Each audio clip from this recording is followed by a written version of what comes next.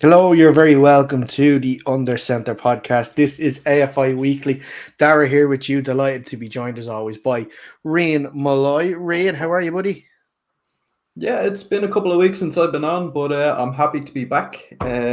Great day we've had so far with the weather and with the announcement of the Irish NFL game. So, yeah, good day Yes, all around. absolutely. Yeah, today there was an announcement at Dublin Castle. I was very lucky to be able to attend. It is official, September the 28th, half two kickoff, Crow Park. The Pittsburgh Steelers playing host to the Minnesota Vikings in the first ever regular season NFL game on Irish soil. A huge day, absolutely massive day, something to really look forward to now and to know for sure as well, because there's been rumors obviously since the game was officially announced back Super Bowl week of who it was going to be. There was rumors of the Steelers, or it's not the Steelers, rumors of the Packers. There was rumors that it could be a divisional game. It could have been, and this was the one kind of I hoped it was going to be true, which was Seahawks. Unfortunately, it wasn't true. But still, Minnesota Vikings team and a Minnesota Vikings team that is coming off a 14-3 season with so many interesting storylines as well, with the new quarterback in JJ McCarthy. What's going to happen there? Will they be able to continue the success of last year? And also with the Steelers story coming into this as well, what are they going to do at quarterback? Is it going to be Mason Rudolph? Is it going to be the rookie Will Howard?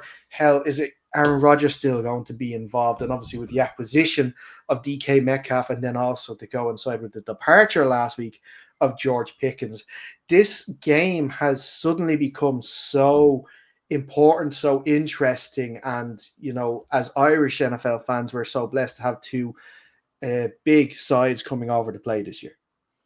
Yeah, absolutely. I mean, they're two of the more storied franchises in NFL history, both with very interesting stories coming into this season. So, yeah, it's going to be a very, very interesting one to watch for both teams. It's going to really be a litmus test. It's going to be pretty early on in the season. Both teams have a kind of uh, reputation for being tough teams to beat. So, yeah, we should be in for a belter. Absolutely, we should. And I can't already counting down the days to it. For anyone that has asked, there has been a few questions today. I'm not sure when tickets are going to be on sale. The question was asked the press conference today. It wasn't answered indefinite. So if I was to make a guess, it will probably start the next month.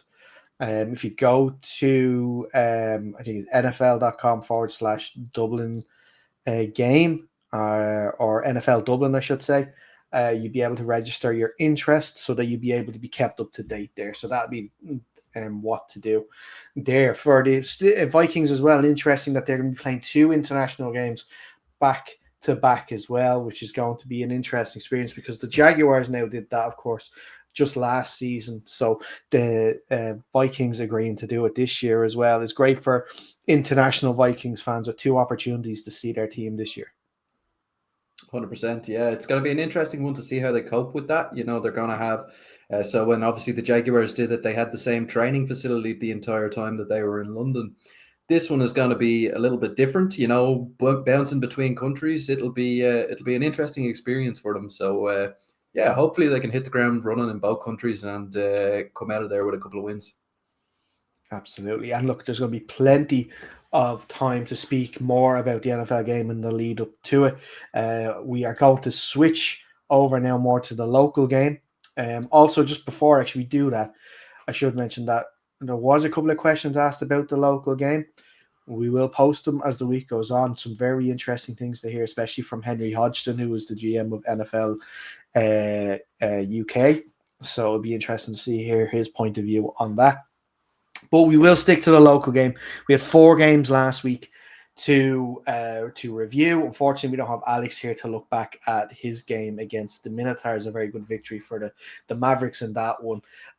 We will, of course, look back at the absolute barn burner game that happened in Newbridge as well between the Crusaders and the Rhinos. But we're going to start in the Premier Division, and we'll start with the game on Saturday, which was the Belfast Trojans 40, the Dublin Rebels 8.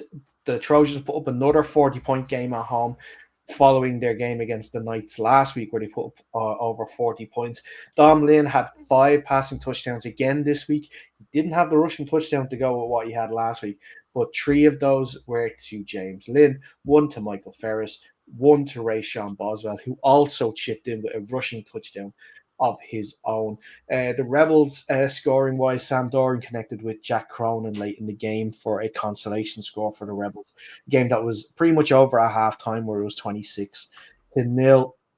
Trojans now on top with a perfect 5-0 record, and all roads lead to the 24th of May at UCD, where UCD will welcome the Trojans to Dublin, which is going to be maybe a precursor to the Shamrock Bowl. What do you think, Green? It certainly feels like it at this stage. I think when we started the season, we kind of viewed the Premier Division as a race to the Shamrock Bowl as opposed to a race to try and win it, because we had already anointed UCD the champions at the start of the season. I think the Trojans are starting to change my mind a little bit on this one. We said that they started off with some relatively comfortable games at the start of the season, but they've also gone ahead and put up a big score against the Rebels, which the UCD team also did. I think they are now becoming contenders for this. The UCD need to watch their backs. It's not going to be a pushover in that May 28th or May 24th game, and it certainly won't be in the Shamrock Bowl if that's what it comes to. So yeah, look, they're doing excellently. One of the main concerns we had about them last season was their inability to score. They seem to have remedied that. Rayshon Boswell seems to have gone a huge way to kind of riding that ship. It's always a good thing to have a very dynamic running back in that backfield, certainly with the way the Trojans play the game, where they rely heavily on that running game. So yeah, look, I'm totally looking forward to that game, and yeah, we'll see what happens, because it certainly may be a precursor to the Shamrock Bowl. Mm-hmm. And for, kind of predicting this season, I think a lot went into the Trojans, not struggles, maybe just coming up a little short on offense last year. Dom has had a preseason, obviously, to go through things and to improve the offense, and it looks like he has like 10 passing touchdowns in the last 2 games against teams that we would expect to, if not in the playoffs, to be definitely contending for one of those playoff spaces in the Knights and the Rebels, is seriously impressive. And obviously with Rayshon, that since he's come in this year, has made that running back position his own. Absolutely fantastic he has been for the team. But the fact that the defense as well in those last 2 games has, for conceded a combined 20 points is seriously impressive as well. They are a tough nut to crack that opposing offenses haven't been able to figure out yet. Yeah, absolutely. And it's a great combo to have when both of your offensive and your defensive side of the ball are humming. The Trojans are just going to be building confidence and confidence and confidence. I'd say they're probably going to be the more confident team stepping out onto that field against UCD in a few weeks' time, because it's been a while since we've seen UCD properly get their teeth stuck into a playoff contender team, if you know what I mean. So yeah, it's just it's a great spot to be in for the Trojans. Mm-hmm. And on the Rebel side of things, yes, a disappointing result. Obviously not one that sort of ends their season or is going to cause maybe a lot of alarm bells. Some maybe alarm bells in terms of, they couldn't stick with the Trojans. The fact that they weren't able to properly score on offense until late in the game is probably a concern too, especially if they still have those, and I'm sure they will still have those ambitions of making it to a Shamrock Bowl this year. This is the type of team, them in UCD, that they're probably going to have to face and beat if they want to get there. Right, exactly. I think, yeah, you pretty much hit the nail on the head. They will still be aiming to get to that Shamrock Bowl and obviously win it. But I think they are at a different stage in their development at the moment than the Trojans are. Credit to them, they lost a lot of players in the off season. They've had to rework their offense totally. And they are producing some moments in games. So I wouldn't be too concerned about this one. Obviously, the juggernaut that is the Trojans at the moment is always going to be a tough game no matter who you are. So I'm sure there are positives to take from this game for the Rebels, and I think that's the way they should really be looking at it. Try and glean the positives out of this one. Mm-hmm. Next games for both teams. Like I mentioned, the Trojans travel to Dublin to take on UCD on the 24th of May. The Rebels don't have long to lick their wounds. They are in action this Saturday, and they're heading the opposite direction. They're heading down to Cork, take on the Admirals, which we'll get into a little more in the later half of the show. The other game in the Premier Division was on Sunday. This was another one-sided affair. This time it was the Belfast Knights coming out on top against the Craigavon Cowboys, 48-0. Scoring-wise, Liam Moores in a second game back after injury had 4 passing touchdowns, 2 of them to Zach McDowell, 1 to Harry Salt, 1 to Marty Caskey. Zach McDowell had a passing touchdown of his own to Marty Caskey, and Callum McCurry had a rushing touchdown. And then to top off the scoring, there was a pick 6 as well from Isaac Searle. Of course, on the Cowboys, no scores to report, unfortunately for that. The Knights bounced back in pretty impressive form, Maureen, after their defeat last week to the Trojans, and look like they're close to cementing at least one of those 4 playoff spots. It certainly looks like it. They've impressed me this season without, setting the world on fire. But this was a nice statement victory for them. Putting down a scoreline like that against the Cowboys is something that they should be expecting to do. Great to see Liam Moores back in the lineup, and great to see him connecting with Zach McDowell, who he replaced after coming back from injury. It's a really dynamic pairing to have on offense, and when you pair that up with Marty McCaskey as well out there, it's a great situation to be in. So look, the Knights looking very, very strong in this one. I don't have the standings in front of me, but I think they're pretty close now to kind of nailing on that 3rd or 4th spot at this stage. Yeah, 3-2 currently in 3rd place on 6 points. Right. So pretty impressive stuff so far. Those 2 losses obviously coming against 2 of the best teams in the league. So, or the 2 best teams in the league. So they've certainly stamped their name on this table so far. So yeah, it'll be interesting to see how it goes in the rest of the season. Yeah, for the Cowboys side of things, another tough loss. They haven't scored since their first game against the Vikings, which was it's just 10 points in that game too. There seems to be serious issues on offense. Look, when you lose important players like Peter Loughran and Oren O'Kane, who lit up Division 1 last year, your team is going to obviously struggle on that side of the ball. This game against the Knights wasn't going to be the one that defines their season.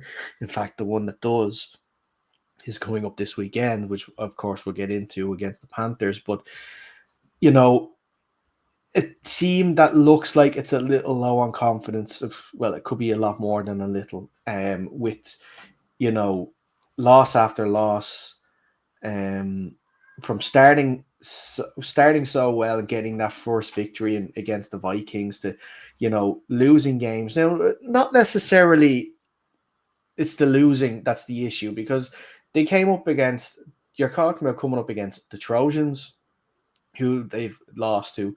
They lost down in Dublin against the Rebels, and then they lost last week against the Knights. 3 playoff teams. It's not as if we are expecting them to win those games.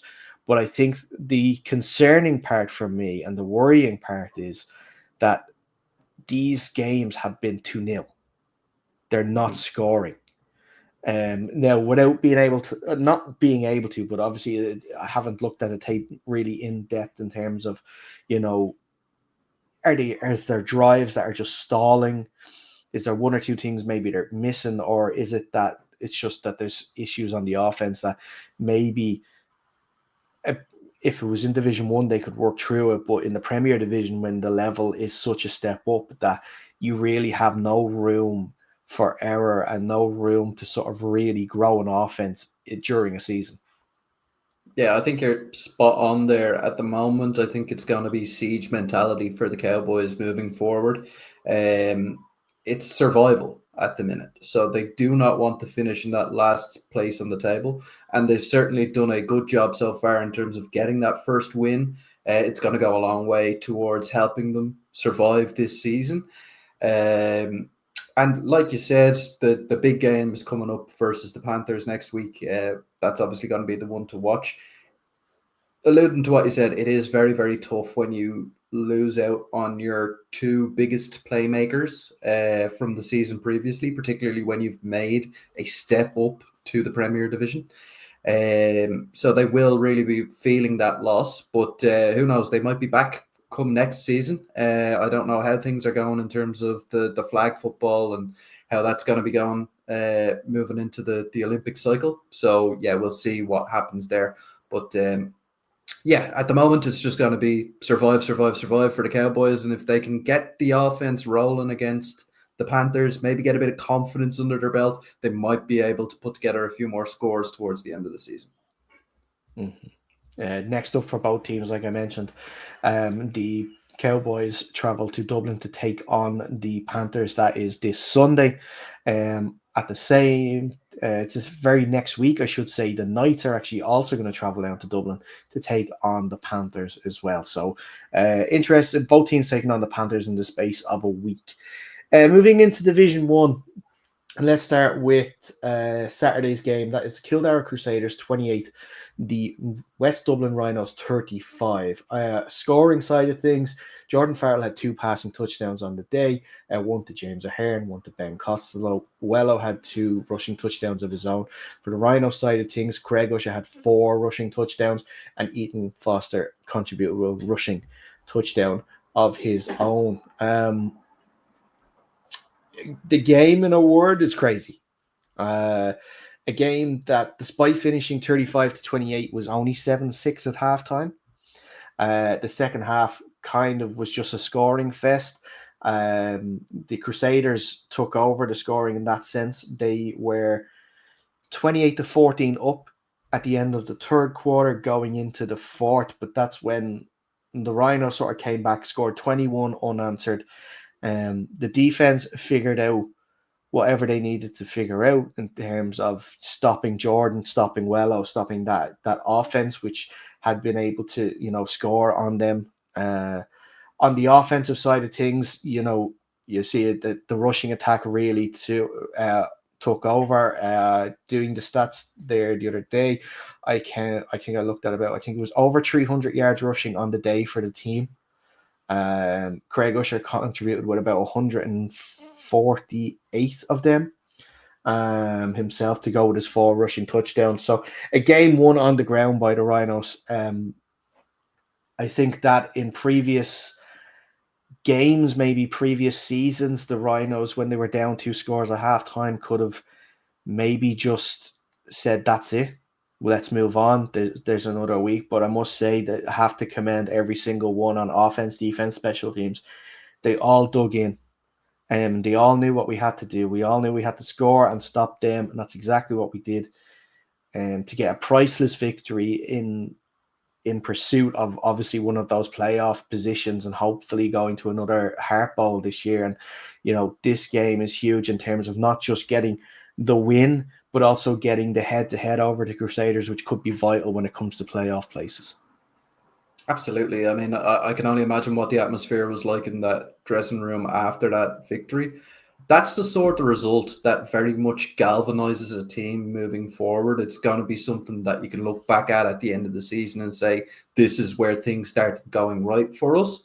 It's obviously a difficult task to slow down Jordan Farrell and that passing offense. And I think traditionally the Rhinos have maybe struggled a little bit more against the pass game than the run game. So they did a great job in that second half, slowing them down, or maybe more so the fourth quarter, slowing them down in that respect, and just rallying to get that victory is just an unbelievable bit of confidence boosting, morale boosting, just excellent locker room vibes. Mhm. So yeah, it's a great win for the Rhinos. Yeah. And look, with the changes that has been made, especially on the offensive side this year, with sort of new schemes, obviously rookie quarterback coming in, and Kevin, who will say he commanded the offense incredibly on Saturday as well. Was very calm under pressure. You see the stat line, you think, well, 5 rushing touchdowns. How much did he contribute? He's at the line. He knows what he's seeing and what he needs to do. He is adding in with passing plays when he needs to. But he's really grown from week one now to game one to game five. This is, and with him continuing it there, I think we're going to have a very fruitful future as a team. On the Crusaders side of things, I made comments that I wasn't too sure what sort of team this was in previous games. I said that it seems that Jordan and his receivers just hadn't been able to build that rapport that he had with previous guys, the likes of Sidney Pindy and stuff like that, who have moved on. But I must say that it was an awful lot better. The break between games, between that Eagles game to here, you could see that they've been working on things, that they've been able to work out scheme wise, get that timing down and better too. So it's not a doom or gloom, not a doom or gloom sort of result for the team on Saturday. It makes playoffs tougher, but they still sort of have it in their own hands. They're still going to play teams around them. I think they have, I believe they have the Giants this week, then the Mavs, and then they finish up with the Vipers. So definitely in their own hands to make playoffs. Just have to get the wins. And, once you're in, who knows what could happen. Right, exactly. And I think that's going to be the mentality for the Crusaders moving forward. It's been a real mixed bag in terms of the results for them so far this season. But when you look at the standings, they're still sitting there in fourth place. They're still sitting there in that playoff spot as we stand. So, yeah, look, anything is possible. My mind goes back to, the kind of time that the Mavericks spent in AFI 2, where they beat the brakes off everybody and ended up not winning the bowl that season. So anything is possible when it comes to playoff football, and I think that's where the Kildare Crusaders should be focusing their thoughts. Mm-hmm. Like I mentioned, the Crusaders' next game is at the Causeway Giants. And then for the Rhinos, it's that's Saturday. Then on Sunday, the Rhinos make the trip to Wexford to take on the Eagles. So I think I cannot confirm because I haven't actually done the match yet, but I think if the Rhinos win Sunday, that is playoffs confirmed. I'll have to double check that though, so don't take my word for it. It's not gospel. On to the other game, the last game of the weekend. It was a top of the table clash between two undefeated sides in Division One. The Loud Mavericks 48, the Westmead Minotaurs 7. On the Mavericks side of things, Ty Henry had just the 6 passing touchdowns this week. 2 to Brendan Sims, 1 to Declan Moville, Grant Shute, Nathan Hardy, and Finn O'Donovan. Grant Shute also contributed with a rushing touchdown as well. For the Minotaur side of things, Domas Vidas, I'm sorry if I pronounced it wrong, had a kickoff return for a touchdown in that game. A commanding victory for the Mavericks, who are going from strength to strength, scoring at will, and the defense stopping teams and not allowing them to even get close to them.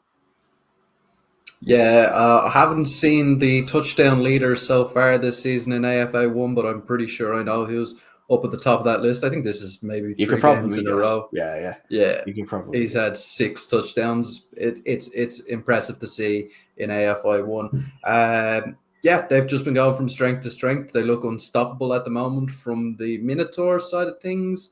a little bit of a disappointing result. I would expect them to be able to move the ball a little bit better, considering their pedigree in the Premier Division.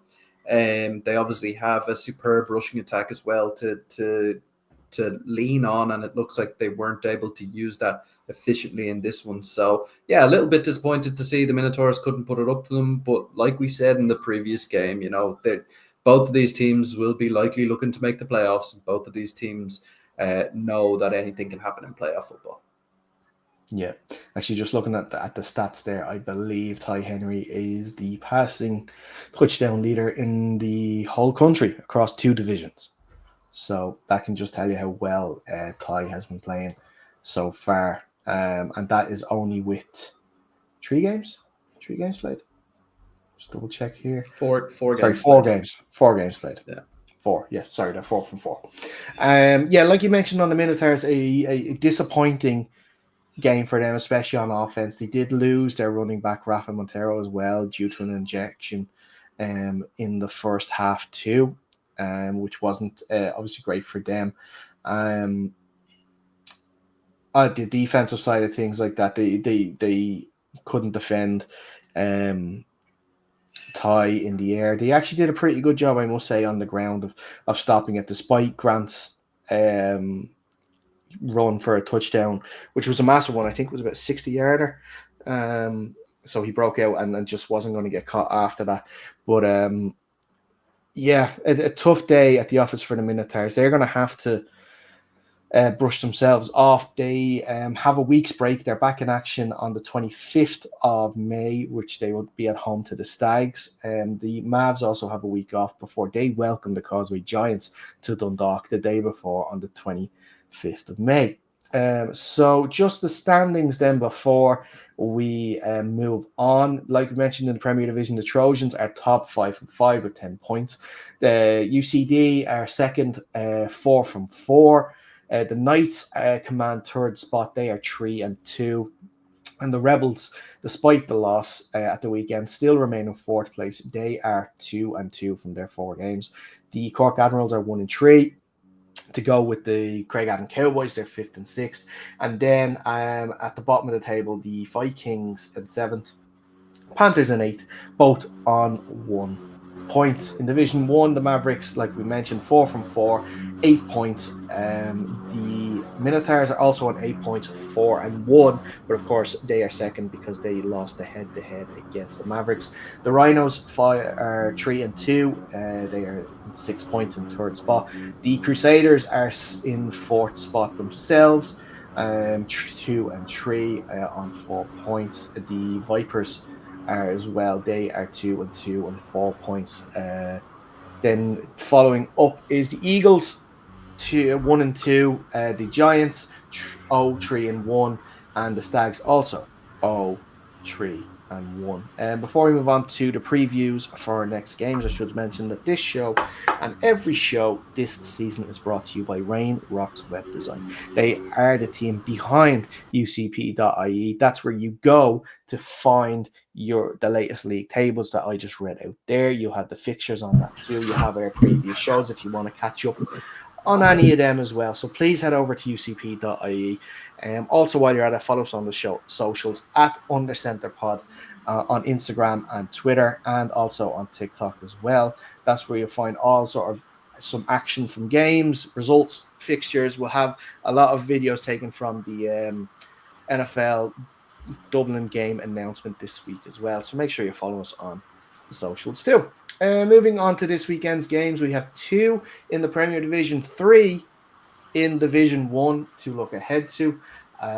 Let's start with the Premier Division, and on Saturday it is the Cork Admirals who are 1 and 3, like I mentioned, against the Rebels who are 2 and 2. This game is going to go a long way towards who's going to finish in the playoff position. Looking at how the Knights played and looking at how they are at the moment, they look to me like they're going to seal third place. So this game between the Admirals and Panthers, Admirals and Rebels, I should say, could be the game that might possibly seal fourth place for one of these teams. What do you think?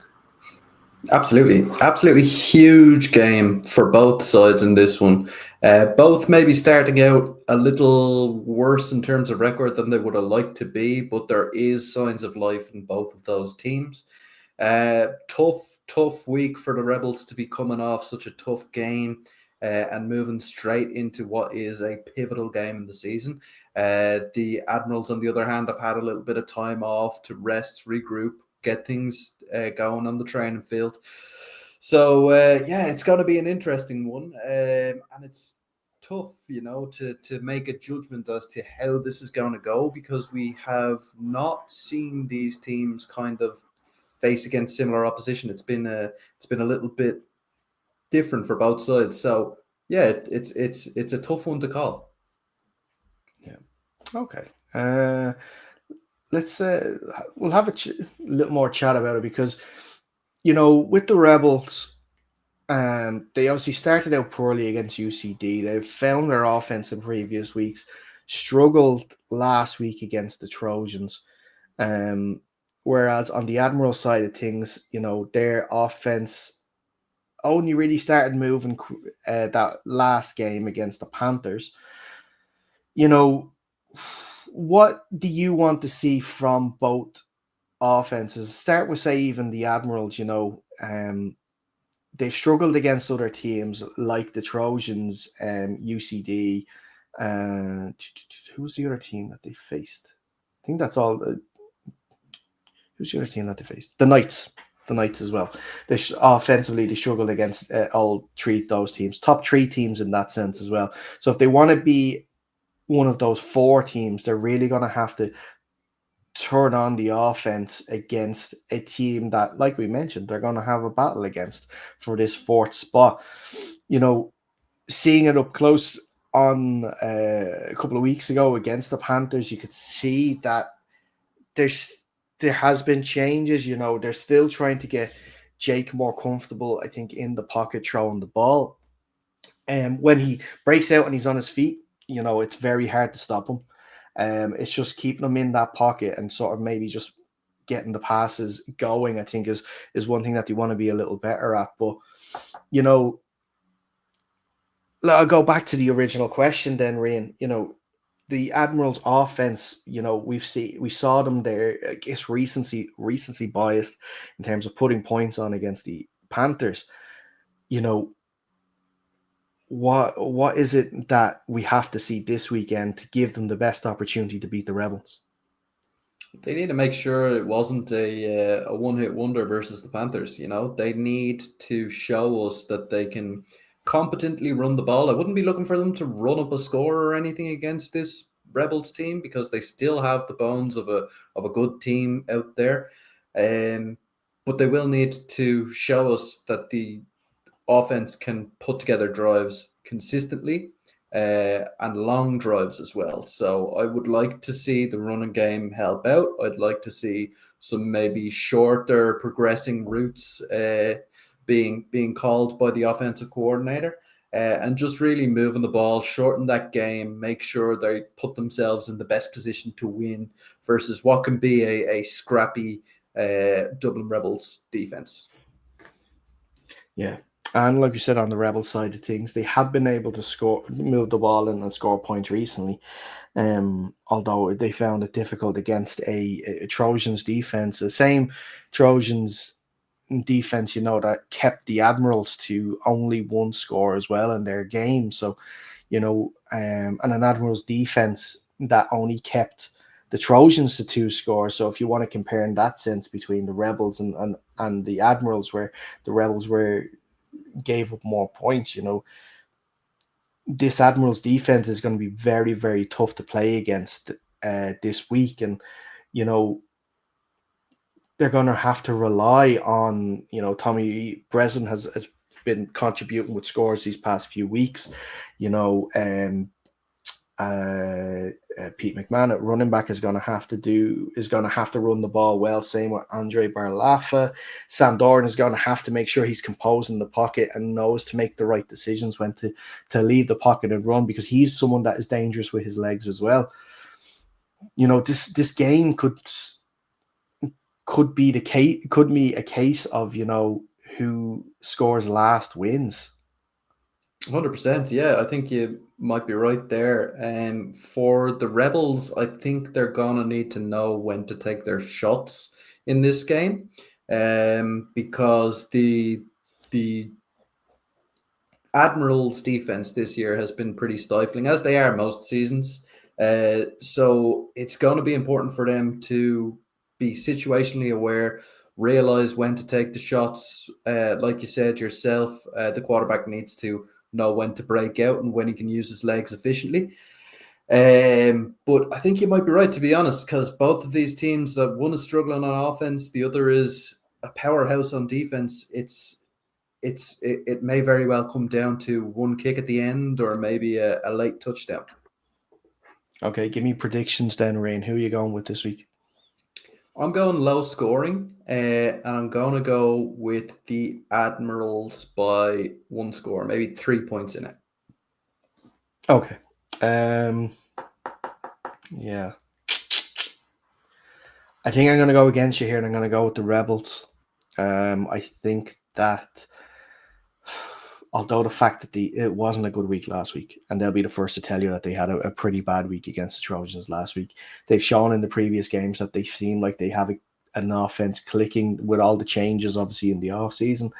You know, there's some defensive stalwarts there still in that team, with the likes, of course, of Kenny McCarthy there, that will still anchor that defense. I think I think it's still going to be a bit of a high scoring game. I'm going to go with let's see. Both teams like to go for two, so they don't really kick. So what are we looking at? 26 points to 22. I'm going to go for a Rebels win on that one. On to the other game in the Premier Division, and this is more matters at the other end of the table. The South Dublin Panthers, who are 0-3-1, welcome, and the 1-3 Craigavon Cowboys to Terranure. A huge game for both teams. A game which could determine a team's safety in the Cowboys if they were to win this game, or could possibly, not, I don't want to say the R word, but could possibly relegate the Panthers if they don't win this. I think, yeah, it's pretty much a must win for the Panthers. I know they still have a couple of games to go, and they are tied with the Vikings at this point of the season, but they need to make sure that the football they're playing is what determines their ability to stay in the Premier Division. So that means getting a win this week against a Cowboys team who have admittedly been struggling themselves. Like you said yourself, they haven't scored in quite a while.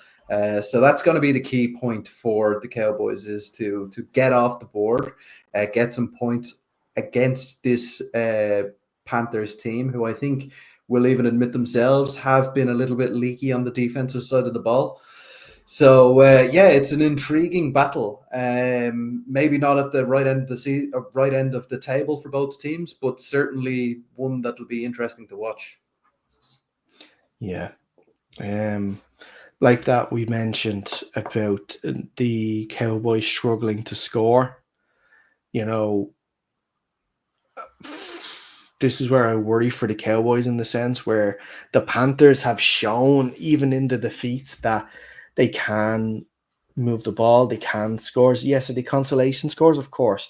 Our teams maybe, you know, taking their foot off the gas a little bit on defense for the scores, maybe. But the fact that they can score can give that team confidence to think that we can at least outscore the Cowboys in this sense. Yeah, I think you might be right there, to be honest. The Panthers will be looking at this game certainly as a winnable game. It's not going to be at all daunting to them, with the amount of experience that they have out there as well, being in the Premier Division for as long as they have been. The Cowboys obviously having that season down in Division 2. I think their players are going to be more ready for this game in terms of their just overall ability to deal with what gets thrown at them. So yeah, I think the Panthers will be looking at this as a game that's certainly winnable. Mm-hmm. Go on, give me your predictions. Who is winning this game? Panthers or Cowboys? I'm going to go with the Panthers on this one. As much as they have disappointed me this season, I'm going to go with the Panthers. And I think they're actually going to have a pretty impressive victory. So I think they're going to get, let's say, 28-7. Okay, big win for the Panthers. Yeah, I think I'm going to agree with you in terms of the winner. I think the Panthers, the fact that they're at home as well, I think is going to be a big thing. Um, the fact that the Cowboys are just not scoring it's a huge red flag. It's absolutely massive. I can't get over that. Like if you're not scoring in games, how you're obviously never going to win. Well, But they did score against the Vikings.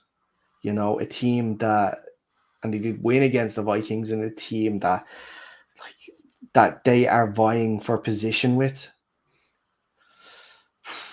It's tough, especially with a short turnover, especially that the Panthers have had 2 weeks as well to get ready for this game. Despite the reported turmoil that happened last week as well, it seems as though they are still able to play this year and they are still intend to play the games, which I'm absolutely thankful for. That I want to make sure that we started with 16 teams, we finish with 16 teams. But I think this will be enough. I think the Panthers can do enough, especially if Connor Hoskins is there and he's fit, especially if Luke Carey is there and he's fit. I think that they do have enough then in that sense to beat the Cowboys. And then it comes down for the Cowboys for that return fixture against the Vikings, which is going to basically be the deciding game in terms of who will finish bottom of the table this year. So I'm going to go with a Panthers win as well myself on that one. Into Division 1. 2 games Sunday, 1 game Saturday. Let's start with the Saturday game. That is the Causeway Giants 0-3-1, welcoming the Kildare Crusaders 2-3 to Lyon Park. This game finished very close last year, or not last year, early on this year, I should say, in Kildare. Where are my results? Yeah, the Crusaders coming out 23-14 winners against the Giants in that game. So the Giants will be looking to get a modicum of revenge in this fixture last season in Lyon Park. The Crusaders came out easy winners in that. So, there's history in this fixture for sure. The Crusaders will want to bounce back as quickly as they can. For the uh, Giants, too, they want to bounce back. They will probably feel that with their drawn game against the Stags the week before, that they should have won that game. And look, for a Giants team that is 0-3-1, to have a points differential of -17, to have not and to have 3 losses on the board, it's better than the Rhinos, who are in third. It's better than the Vipers, who were in fifth. It's better than the Eagles, who are a spot above them. You know, they've just have not had the rub of the green go their way in these close games, and I'm sure they're betting, and I'm sure they're thinking that they are about due now to have the tide turn and get a bit of luck on their side. Yeah, they really do, because this could have a snowball effect. When results start going against you, it's very difficult to pull yourself out of that slump, and the results certainly have been going against them so far this season. I think probably the one that stings the most is that tie versus their neighbours up north in the Stags. But yeah, look, this is an opportunity to ignore all that has come before. If they come out with the victory in this one versus the Crusaders, then it's a whole new season, Then they're in playoff contention. Then they can go ahead and look towards the next games in the season and basically look to win them out and hopefully head towards the playoffs. But it is very, very important for them to win this game. Yeah. Absolutely. A Crusader side of things, it's also a must win for them because if they want to make sure that they are still in that playoff picture, these are the games that they're going to have to win. You know, I mentioned how many games we have left. This game, the Mavs game, and the Vipers game. That's it. They cannot All tough afford any more oppositions. mistakes. Yeah, All tough. All like I know the Giants aren't in a playoff position at the moment, but they still think that they have a chance for playoffs. You have the Mavs, of course, who are unbeaten. You have the Vipers, who are right there in playoff contention as well. So, you know, if you want to do manager speak at the moment, you could say they're in three finals right now. absolutely. Yeah, they need to go 1-0 every week until the end of the season to really give themselves, well, not a shot. They obviously have a shot. They can lose here and there, but like I said previously, you want your football to determine your standings at the end of the year, not somebody else's. So if you go ahead and win those three games coming up, then yeah, that's what you need to do. Mm-hmm. But Give me yeah, it's going to be an interesting one. give me a prediction. Who's winning? I think with the way that Jordan Farrell has started firing a little bit on all cylinders, Wellows obviously running the ball quite well at the moment. I think that the Crusaders have enough in them to get by the Giants this week, and I think it's going to be relatively comfortable. Two scores somewhere around the 28-14 mark. Right. Okay. Um, I don't know. I don't know. I think I can. I think I smell an upset on the horizon on this one. I think that the Giants have had this time off to get their game plan ready for this Crusaders game. I mentioned three finals for the Crusaders. The Giants are in four finals now. Yeah. You know, the Giants have the Crusaders. They have the Mavs to come up. They have the Rhinos, and they have the return fixture against the Vipers as well, I believe. So, or no, Eagles. They still have to play the Eagles. Sorry, that's the other game. Is the Eagles? Am I right? Am I wrong? I have to. I I'll think have to you're get right. the. Yeah, I'll have to get the schedule up in front of me just to make sure that I'm totally right. But you know what I mean, though. So like they are in these finals themselves. It's not just the Crusaders. Yes, it's the Eagles. Is the other thing. Is the other game. Eagles are in order. Obviously, it's Kildare, Mavs, Rhinos, Eagles, and the two games at home are the Crusaders and the Eagles, and then the two away are the Mavs and the Rhinos. So they're in four finals of their own if they still want to have that belief of getting that playoff spot too. So yeah, I don't know. I think the Giants, they were able to pull off the shock in the plate last year. I think that maybe they can do it again this week, and I think that they can try and get their, like you said, get their season started again and see what can get into the next game then in a week's time against the Mavs and see what they can do then against them. So I'm going to go with a surprise um, Giants victory in that. Um, Lads, I don't mean, hopefully I'm not disrespecting you guys by saying surprise.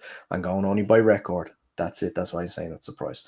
On Sunday, we will start with the Stags are at home. They are at home, aren't they? Because I just realized in my notes I put Stags down twice. I The saw that Stags myself. are yeah. The Stags are at home. They welcome the Vipers, who are 2-2, to uh, New Forge. Of course, in the reverse fixture of this game, the Vipers came out 34 points to 8 winners. So the Vipers know how to beat the Stags. The Stags, getting their first point as a football team a couple of weeks ago against the Giants, will be looking to take that next step in getting that first win. What do you think, though, in this game, Reen? It's a fascinating matchup between two sides that look possibly can be on the way up in different ways. Yeah, 100%. I think the main thing about this game, when you're comparing it to the previous game that they played this season, is that the Stags are going to look completely different in this game than what they did in the first game of the season. They've been finding themselves the entire season, building around the culture of two teams and trying to piece together what works well for them.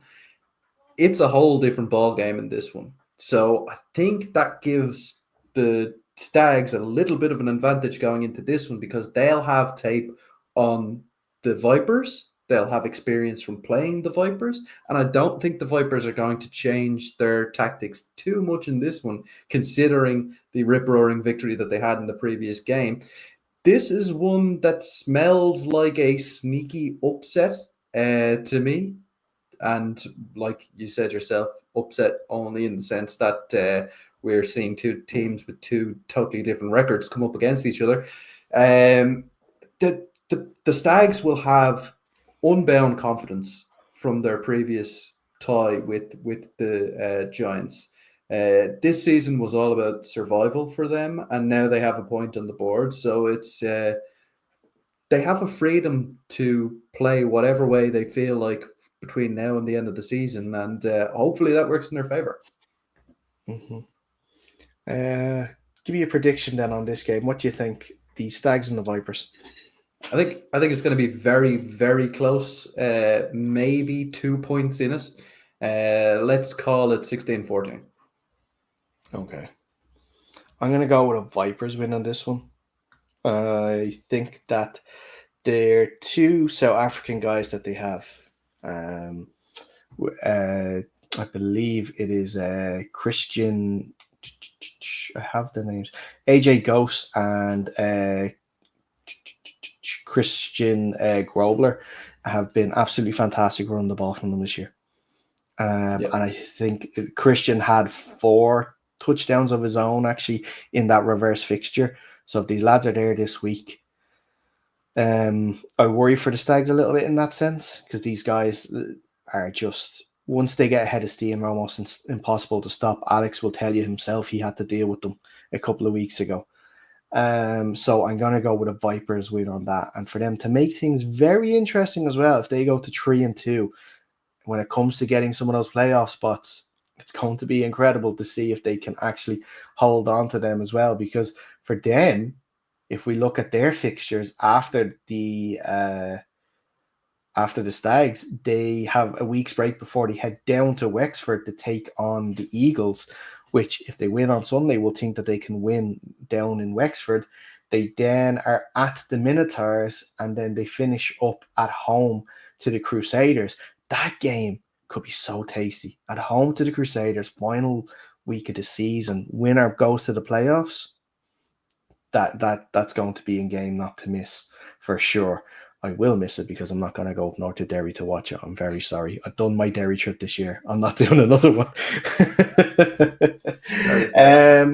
The last game of the weekend, and that is the Wexford Eagles, who are 1-2, are playing host to the West Dublin Rhinos, 3-2. Again, we talked about in the Premier Division with the Admirals and Rebels, at these two teams facing each other could mean who gets into playoffs, who doesn't. Same thing here in this scenario. You know, although the Rhinos had a very good victory against a playoff rival last week, if they don't win this game, you know, they could make life an awful lot harder for themselves. 100%, and it's a little bit of an unknown going in against an Eagles team who have only played 3 games this season. It's tough to know what they're going to be about in this game, considering the oppositions that they've played against so far. Very tough one to call, to be honest. I was relatively disappointed with some of the results that the Eagles have had so far, but I've also been impressed by some of the results they've had so far. So they really are a team that has a lot of questions to answer. So yeah, this weekend will be an interesting opportunity to see if they can answer those questions. Yeah, it's an absolutely vital game for the Eagles because, you know, they would argue, and I tend to agree with them, that the first half of the season has been their toughest part of the season. They started off away to the Mavericks. Then they had an away game against the Minotaurs. They had their only home game of the year so far against the Crusaders, which they won. And then they were also meant to face the Mavericks again at home, obviously due to a waterlogged pitch at Easter weekend. They weren't able to fulfill that fixture. They can in the future remains to be seen. That's going to be a contentious one. If it doesn't go ahead, especially if it determines seedings and playoffs and whatnot. But after the Rhinos game, like I mentioned, they have the home game against the Vipers. They have let me just see here. Where are they? Where is my stuff? They have an away game at the Giants. They have another away game at the Stags as well. So they have what in their minds would be very winnable games. And if they can get a result on Sunday, they are suddenly in the driving seat for one of those vital playoff spots. Yeah, absolutely. And this is the great thing about AFI 1 is that it is so close this year in terms of those playoff spots. Obviously, the Mavs are out in front in terms of their number one overall seed, but beyond that, it is a very, very tight league all the way through until the bottom. So yeah, it's a really, really tough one to call. Like you said yourself, they've played against some really tough opposition so far. My only thing would be though that the Rhinos are coming into this game, like I said, with a huge amount of confidence off the back of that win that they had last week. They don't have to sit around and let everything settle down. They can just move right into the next week and keep that kind of positivity rolling. So if the Rhinos can get a couple of scores on them early doors, I would have a certain amount of fear in terms of how they're going to come back from that. Mm-hmm. And it is interesting, obviously, because with the issues that the Eagles have had this year with numbers has been obviously well established. I think, a little over 20 has been on the sidelines for a lot of their games this year, but it hasn't deterred them in their effort levels as well, culminating in that 28-22 victory against the Crusaders a few weeks ago. Like that, because of their called off game, they've had a lot of time to practice. They've had a lot of time to prepare. They've had a lot of time to watch tape. You could say that probably that they should be the most prepared for this game out of any other game this year. Yeah, I mean they've had a lot of time to look forward to it, like you said, and they'll be chomping at the bit to get going on this one. To be honest, being so long without football is tough. So as good as reps can be in training, they're never live game reps, and they never come to that level. So yeah, they'll be chomping at the bit to get going on this one. It's almost a full month. Their last game was the 13th of April. Right. So there you go. Yeah. It's a full month. So even it helps bodies that have been maybe banged up a little bit to recover plenty of time. So they should be raring to go on that game on Sunday. Ryan, you are the lone wolf on this one. Give me a prediction. I am going to take your Rhinos in this one. I think it's going to be another barn burner. I think it's probably going to be somewhere in the region of 35 to 33.